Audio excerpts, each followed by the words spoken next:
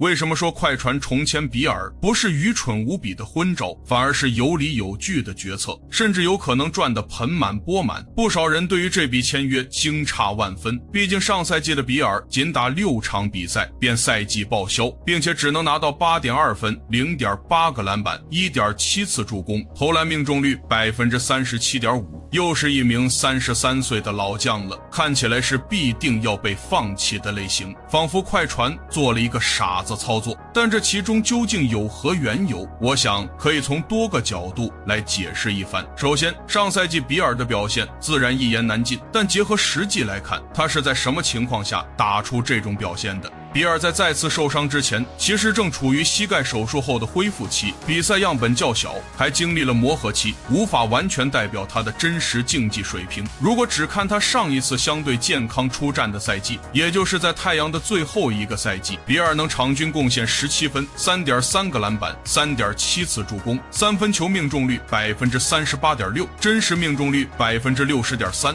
还算是比较合格的3号副攻手。另外，和目前市场上的其他后卫相比，比尔彼得罗赞有更稳定的3分投射，比潜在可能被买断的克莱有更优秀的持球进攻能力，兼容性相对更高。从阵容层面看，快船目前的替补席也确实缺少一个能够稳定持球的进攻点。健康的比尔理论上能够弥补轮换短板，而在场下，比尔已经与球队有了1年融合期，不会存在任何更衣室矛盾，甚至还能以老将身份让球队更加团结，有些类似于曾经热火哈斯勒姆的角色，帮助球队提升综合战力。毕竟明年的快船是不可能俯冲摆烂的，一来快船下赛季的首轮签不完全在自己手里，二来联盟规则已经调整，处于附加赛上下的球队反而能获得更高的状元签概率。快船需要保持一定战力，在即战力层面用年薪600万稍高于底薪的合同签下比尔，虽很难说血赚，应该不至于大亏。再者说了，毕竟去年用了1年时间600多万合同给比尔养伤，今年白白放弃，多多少少会让管理层觉得有些可惜，有点不完全死心，还想再尝试一下。当然，比尔的存在还有一个重要意义，那就是教导和辅佐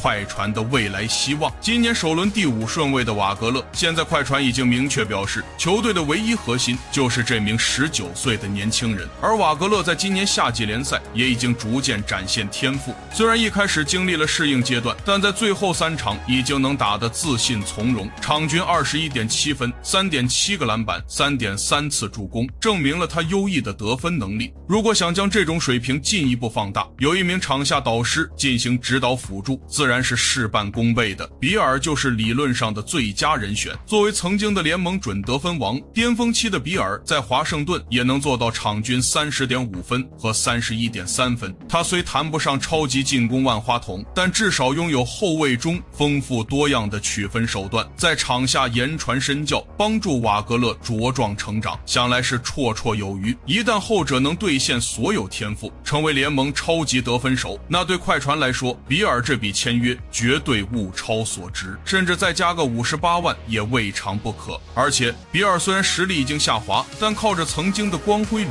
历，还是积累了不少球迷基础。一旦小卡去了多伦多，快船队内将缺少流量球星加持，刚刚建成的新球馆也会面临不小的收视率难题。比尔会在其中起到一定的助推效果，由此增加几百万收入，填补薪水支出，想来都是轻而易举的。当然，这里肯定还会有人质疑，即便比尔有用，快船用一份底薪签约不就好了，何必要这么贵呢？那就要说到比尔的行情了。热火在詹姆斯竞争失败之后，一直在努力追逐比尔，相较于快船，热火有着更大的争冠希望。如果快船不稍稍提高报价，是不可能得到比尔的。年均660万其实也算合情合理了。也就是说，快船续约比尔看起来无法理解，但本质上就是低成本博弈，用可以接受的代价寻求一个较高的潜在收益。所以对这笔签约，各位又怎么看？